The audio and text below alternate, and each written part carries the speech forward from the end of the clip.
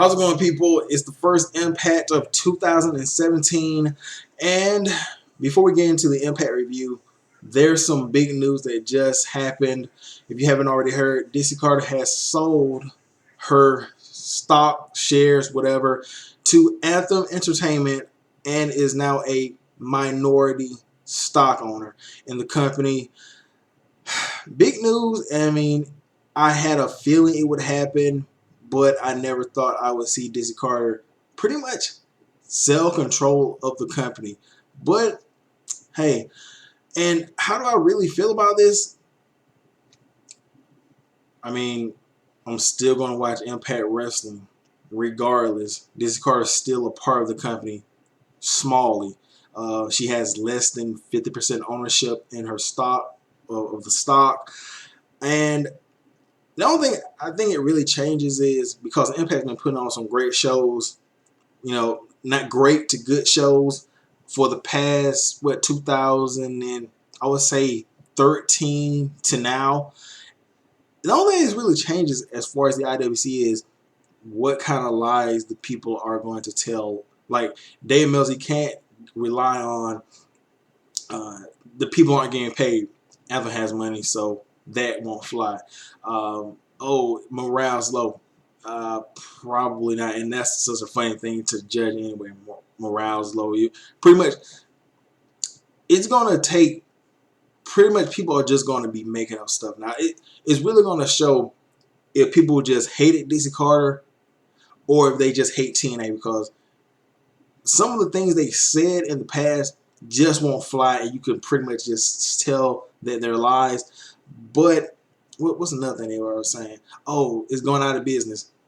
Any story that pops up about TNA going out of business in 2017 with Anthem in control should automatically be deemed irrelevant, fraudulent, and that person should be beaten with so many sticks and stones that they break. Anyway, I guess I promise you, in 2017, one of the stories that's going to come out, because Anthem is has money and things will be taken care of. One of the stories going to come out, Anthem Sports is selling to WWE with no merit or factual statements behind it. They're going to say that. They're going to say that all year. Oh, they're going to sell it to WWE. Yeah, they're going to sell it to WWE. That's probably be a new thing. But let's get into the Impact review, because to me, that's a small story. Like, I kind of figured it. I never thought it would happen, but to me, it doesn't change anything. I mean, granted, will this turn more people onto TNA? I mean, if you're a WWE fanboy and you hate TNA, them signing or getting Anthem getting control, is that really going to change your mind about TNA? Hopefully it will. I don't know. I mean, Dixie Carter's not head of the company, even though I don't know anything about backstage business or politics. But now that Anthem in control, now I'm gonna watch TNA. I don't really see a lot of WWE fanboys making the jump to TNA. I mean, anyway, starts off with Eddie Edwards talking about being the champion and having a big announcement. And then Lashley comes out. Lashley says that 2016, it was his year. He's going to pick up right where he left off. He's going to be handing out ass whoopings 365 days a year. He's going to start with Eddie. Out comes EC3. For some reason, they're chanting Eli Drake. I don't know why. But he says he wants a title shot. Lashley and EC3 start bickering. And Eddie Edwards said, whoa, I'm the champ. I make the rules, blah, blah, blah, blah, blah, blah. I want a three-way. Okay, so main event will be Eddie Edwards versus Lashley versus EC3. Good start off to a show main event. First match, The Miracle versus Moose for the Impact Grand Championship. I like the fact that in the Impact Grand Championship, they're putting in not only S Division, not only the smaller guys, not only big guys, they're putting pretty much everybody in this mid-card title. Good match. Moose wins via split decision. First round went to the Miracle. He pretty much was countering everything Moose did. Second round went to Moose just barely. And then third round, there was split decision came in and Moose won it off that. Good match. And then backstage, Miracle challenges Moose to a no disqualification match at the pay-per-view for tomorrow. Then you have Swoggle backstage talking to the Hardys, and Matt Hardy asked him if he's a real leprechaun. He's like, well, I was just playing a character.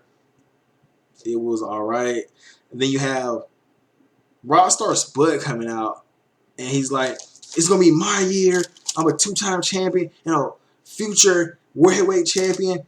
And then Swoggle comes out, and you're like, what the fuck? Yeah, okay, whatever. So he's like, I'm bigger than you. And then he proceeds to get suplexed by Swoggle. Then he hits a Celtic cross on Rockstar Spud. Why do they do Rockstar Spud like this? And then Spud says, like, you people have been against me. I hate you. I hate the fans. I hate everybody. I quit the company. I don't know if that's kayfabe or not. Then you have Eli Drake coming out doing the Fact of Life. The Broken Hardys are there. He says that the Hardys were too scared to invite him to Apocalypto. And then Eli Drake says that he didn't get one. Matt Hardy says that he's a loudmouth dummy or loudmouth imbecile like the Bucks of youth. And then it pretty much gets down to Eli Drake say he wants a shot at the titles with a part of his choosing against the Hardys at the pay-per-view tomorrow. Then you have Decay versus the Helms Dynasty.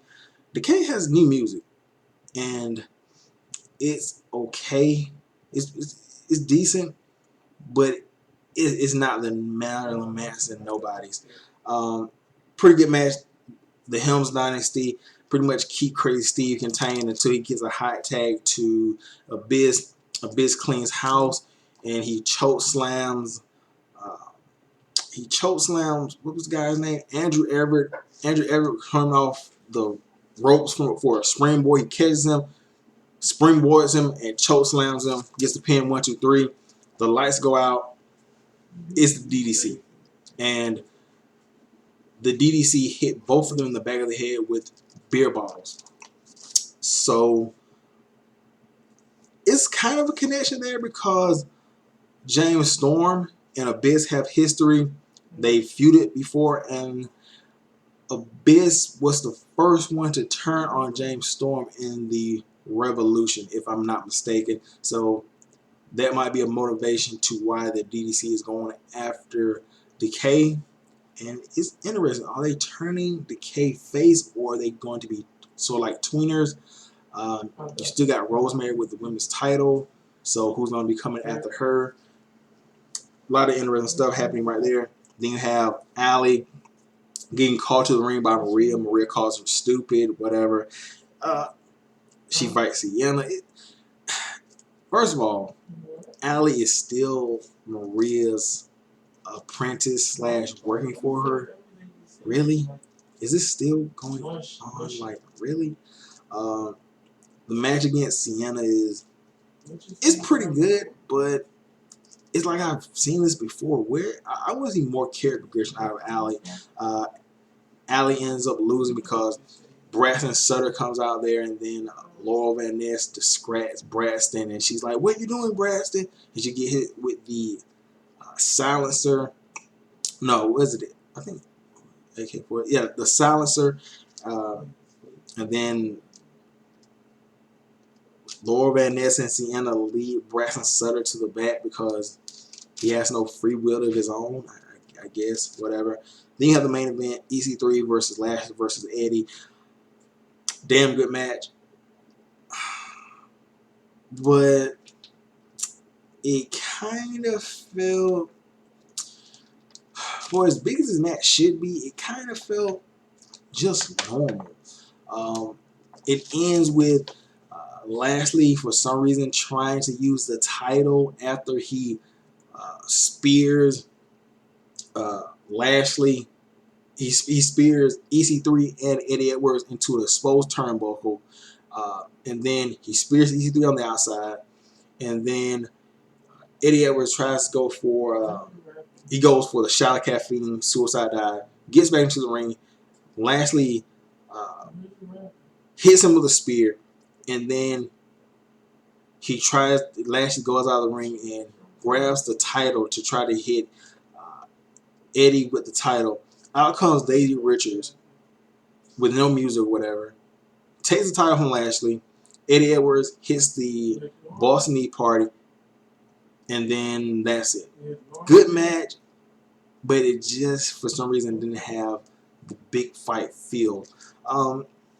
For an Impact, good, decent show. It all flowed together.